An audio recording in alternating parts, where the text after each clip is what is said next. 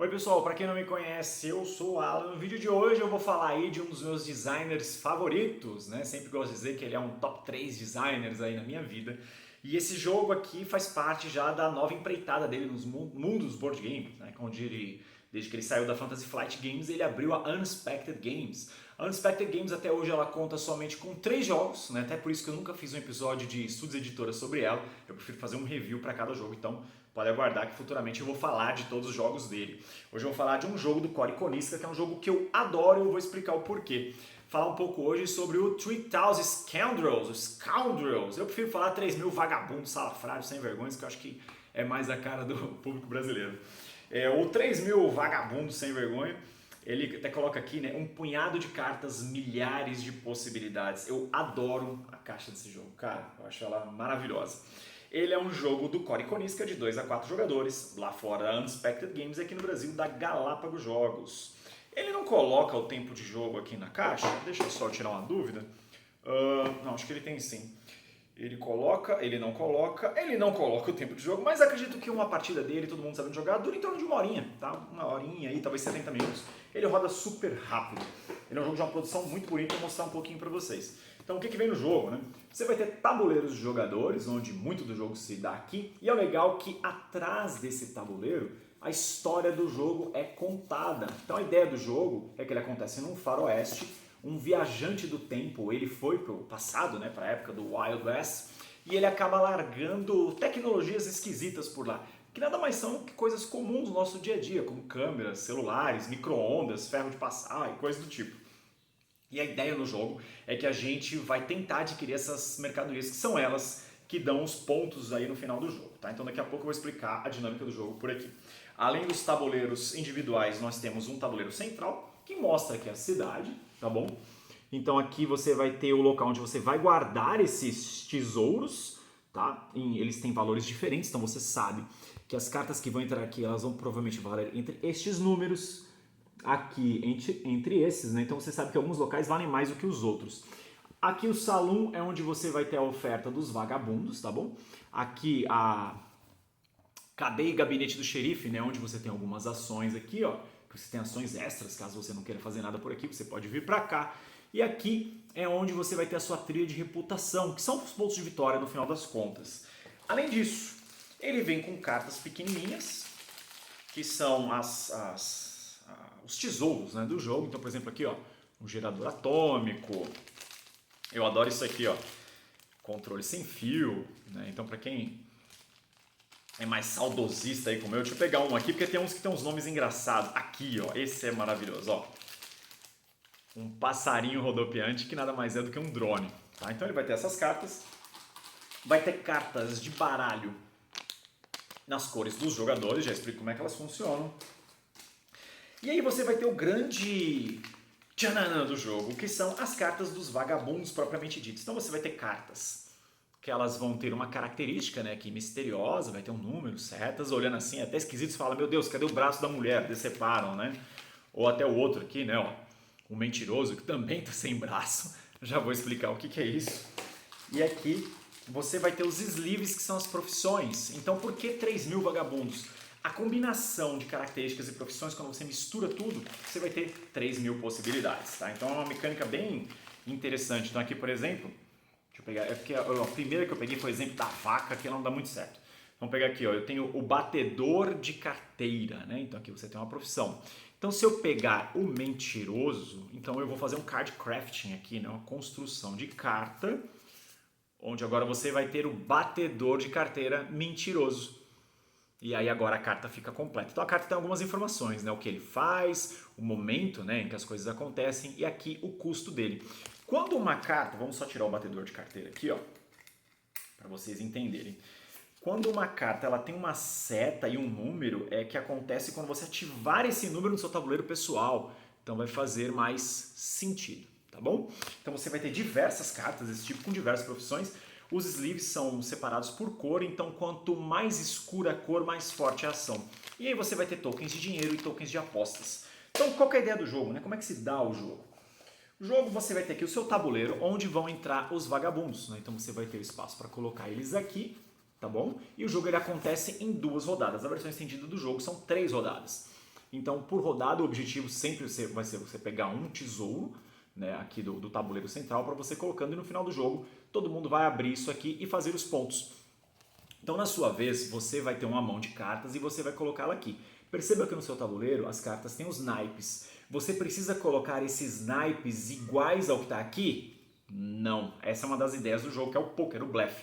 Sempre que você colocar uma coisa aqui e alguém achar que você está mentindo, o cara pode pegar um dos capangas dele e colocar, olhar para você e falar, você está mentindo, e ele vai colocar isso aqui, você não vai abrir a carta, você vai fazer o seu turno normal. Você vai colocar, vai realizar a ação, então você coloca uma carta para realizar a ação dela, né? Então quando você coloca no A ou 2 aqui, não, reconheça um cofre em um local. Depois coloca um marcador sobre ele. O que é o reconhecer? As cartas de cofre, que são as cartas de tesouro, elas ficam todas viradas para baixo. Você vai pegar isso, vai olhar o valor e vai devolver ele para cá. Você vai ter as fichas de poker onde você vai colocar o valor. O valor pode ou não ser igual ao valor que do tesouro aqui. Então, por exemplo, o tesouro que vale 8, você pode colocar uma ficha que vale 8. Legal. Ou você pode simplesmente blefar e colocar uma ficha que vale 2. Para que serve isso? Que é para você fazer meio que uma cortina de fumaça sobre o que você está vendo, se é interessante ou não para os jogadores. Eu tenho uma pequena vírgula sobre essa regra, vou falar um pouco mais no final do jogo, mas funciona, tá bom? Funciona. Aí a segunda ação aqui, ó, do tabuleiro, você coloca no 3 e ganha um 3. Agora vamos dar um exemplo com o número 4 aqui, ó. Vamos dizer que este salafrário aqui estivesse aqui. Então, quando eu acionar a ação 4, né, eu ganho 4 de dinheiro, eu também aciono a ação do número que está no meu tabuleiro e faço isso que está aqui. Então, sempre que você tiver salafrários no seu tabuleiro, onde eles tenham números conjuntos, você vai fazer a ação deles. E tem alguns também que eles têm setas apontando. Então, sempre que ele tem uma seta e o número dele ativado, ele ativa as setas para quem ele está apontando.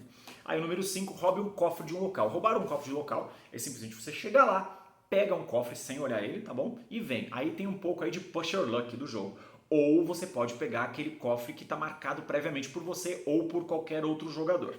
Tá bom? E aqui a ação 6, ela serve para você simplesmente meio que dar uma blefadona forte ali. Ou para ativar uma habilidade de um Scoundrel. O jogo ele ocorre em 2 rodadas, né? Então você vai ter lá a sua ação de cartas, aí você vai ter a ação de contratar os vagabundos aqui pelo valor que está descrito nas cartas. Se você não quiser contratar ou não puder, você pode vir para cá. Então, o gabinete do xerife. Você pode vender informações para ganhar 2 de dinheiro, você pode pagar fiança, né? Você gasta 2 para libertar um capanga ou 4 para libertar 2 capangas. Por que os capangas são presos? Quando você coloca lá na planilha de alguém e diz que o cara está mentindo, e na hora que for revelar as cartas quando termina a rodada, e o cara colocou a cartinha dele no número 2, no espaço 2, então ele estava falando a verdade. O seu capanga ele vai para a cadeia. Se eu tivesse colocado uma carta 4 no número 2, eu estava falando mentindo, então o cara vai ganhar em cima disso, ele vai fazer pontos de prestígio em cima disso e eu me ferro, tá bom? Ou você pode aqui subornar o xerife, né? Apenas no dia final, você gasta 12 para roubar um cofre de qualquer local. Então é uma ação meio que desesperada para você ter uma ação extra. Então o jogo então escorre dessa forma, né? Eu jogo, você joga, eu jogo, você joga. Onde está o grande atrativo desse jogo, né? Falando assim, rápido, de forma apressada, qual que é a ideia do jogo? A ideia do jogo é essa, é você blefar o tempo todo com as cartas que você está jogando, você pode falar a verdade, mas principalmente para você contratar o capanga certo na hora certa e abusar dos poderes deles.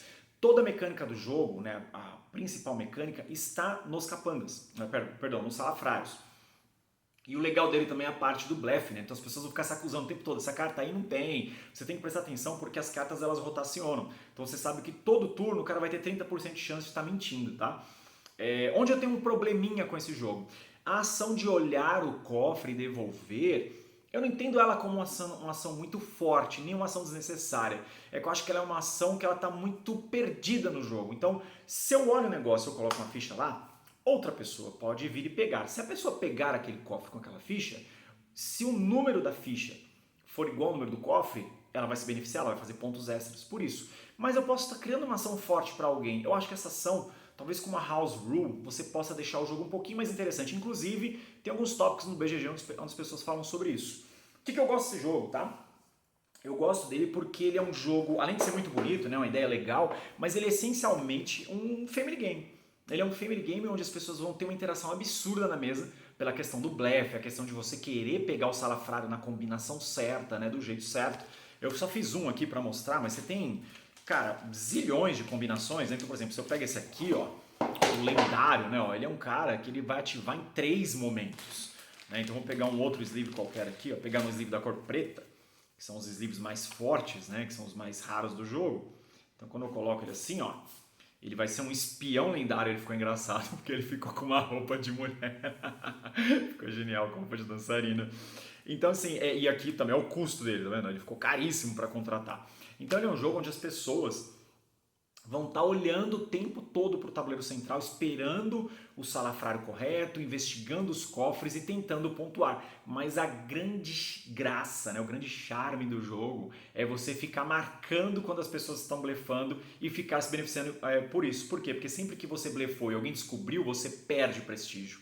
Então ele é um jogo justinho, muito bem desenhado, ele só tem uma pequena vírgula nessa questão do colocar a ficha de poker, mas divertidíssimo. Joguei ele aqui em casa várias vezes, joguei ele com amigos, rimos muito todas as vezes que a gente jogou, tá? Eu não acho que ele é um jogo que seja assim complexo, pelo contrário, ele é muito simples de jogar e eu acho que ele é um jogo para todos os públicos, né? Sempre gosto de falar que ele é um jogo que ele funciona muito bem e que infelizmente entra para aquela categoria de jogos que ele passou, né? Um grande jogo que passou no meio de centenas de jogos lançados no Brasil.